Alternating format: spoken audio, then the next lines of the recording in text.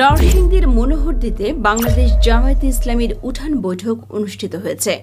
সোমবার বিকেলে বড়চাপা ইউনিয়ন জামায়াতে ইসলামীর ৪ নং ওয়ার্ডের উদ্যোগে বড়চাপা বালিকা উচ্চ বিদ্যালয় মাঠে এই উঠান বৈঠক অনুষ্ঠিত হয়। বড়চাপা ইউনিয়ন জামায়াতে ইসলামীর আমির ডাক্তার শাহজাদা পারভেজের সভাপতিত্বে ও ইউনিয়ন সেক্রেটারি মাওলানা ইমরান হোসেনের সঞ্চালনায় প্রধান অতিথি হিসেবে উপস্থিত ছিলেন বাংলাদেশ জামায়াতে ইসলামীর নরসিংদীর জেলা সহকারী সেক্রেটারি ও মনোহরদী বেলাবো আসন থেকে মনোনীত প্রার্থী মাওলানা জাহাঙ্গীর আলম। বিশেষ অতিথি হিসেবে উপস্থিত ছিলেন অধ্যাপক শওকত আলী, ইউনিয়ন নায়েবে আমির আব্দুল হক। এ সময় আরও উপস্থিত ছিলেন জামায়াত নেতা মিজান মেম্বার, আসাদুজ্জামান, শহীদুল্লাহ, আনোয়ার হোসেন রানা সহ আরও অনেকে।